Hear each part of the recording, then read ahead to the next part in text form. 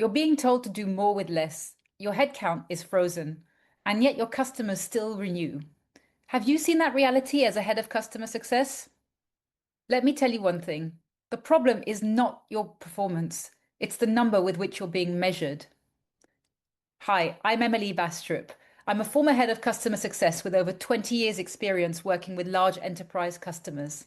Today, I'm going to show you what net revenue retention is, why it matters more than any health score that you may be tracking, and how it changes your position in the business. Essentially, we want to look at how our CFO perceives us and why. So let's bridge the metrics that they're evaluating you on with your reality as a leader. First of all, you have to know that if your team does not own revenue, you are going to be seen as a cost center. And that's because you and your team sit under a metric called cost of goods sold. And CFOs are incentivized to minimize cost of goods sold.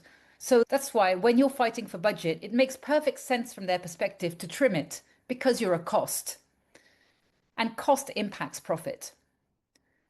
And this isn't a relationship or a visibility problem, it's actually a structural problem that you have by not owning that revenue piece. There is one metric that rewires this entirely and takes you from a cost center to a growth center. That metric is net revenue retention. So, what is net revenue retention? Essentially, if you didn't sign any new customers today, would you grow or not in the next 12 months? If net revenue retention is below 100%, that means you're losing more revenue from your customers than you're gaining. That's a leaky bucket, it's dangerous, and your business is going to have to find new business to come and replace that. Otherwise, it's in serious trouble. Now, if it's between 100 and 110%, we would consider that to be modest growth. If you're in a scale up, if your company has just secured its Series A, B, or C, then this is just not good enough. Where you need to be is somewhere between 110 and 120%. That means that from the start to the end of the year, your growth just from your existing customers is 20%. Now, anything above 120% is actually world class. That means the business is growing considerably, even if you don't have any sales engine in place or if they don't bring any deals in. It's important to know that because companies that are doing that are typically worth 4.5 to 5 times those that don't hit that magic 120% net revenue retention number. And the beauty is that you have your own stat.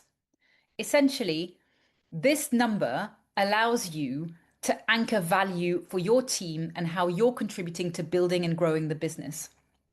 I've done this for over 20 years and I grew a cumulative 30 million in annual recurring revenue by putting in place the strategy to help that grow. At 120% of net revenue retention, that's 10 millions of annual recurring revenue that becomes 12 million within a 12-month period without a single new deal closing. Imagine that. As a customer success leader, you are the team that's actually closest to the customer, and you see what health scores will simply not show you. Your health scores are designed to tell you about product usage, adoption, trends within the interaction that you have with your customer. What they don't tell you is the strategic and business information related to your customer. So it won't tell you if your champions just left or if the budget owner changed. And it certainly won't tell you if they've decided to completely shift their business model and you're no longer a priority. So net revenue retention moves on both risk and opportunity. This means that churn will drag it down while expansion will lift it up. Your role is not just to protect renewals, it's actually to spot growth signals and surface them so that sales can close. Your role is absolutely critical. And that's a completely different job description to what most customer success teams have been hired to do. So, what should you do about it? In order to move from cost center to growth partner, you need a specific skill. And that is reading a customer's business well enough to know when they need more before they ask. So, essentially, being able to create demand by analyzing what the customer's doing. And that's completely outside and independent of their relationship with your business.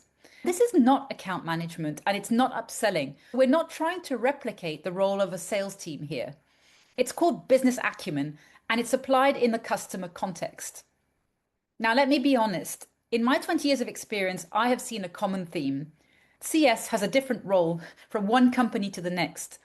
CS can mean customer support, CS can mean customer service, CS could be a technical account management role, or again, CS could be a commercial role. And so there's no consistent training around how to build business acumen to understand your clients better than they do. And most customer success leaders aren't taught that as they go through the ranks. Those of you who have come from a sales background may have some of those skills in the back pocket, but it's not common. And that's where the gap exists, where you're trying to bridge between the cost center and the growth center. And unless you have this critical skill within your own team, it's going to be very hard to close.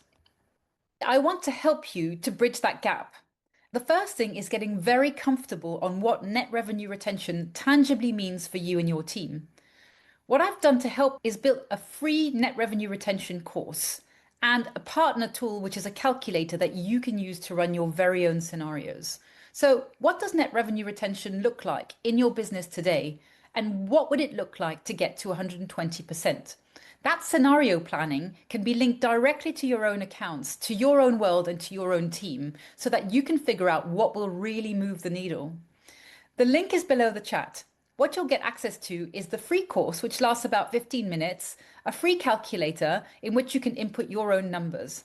And if you want to go deeper on building these skills, you can subscribe because this is what this channel is all for. Thanks for watching.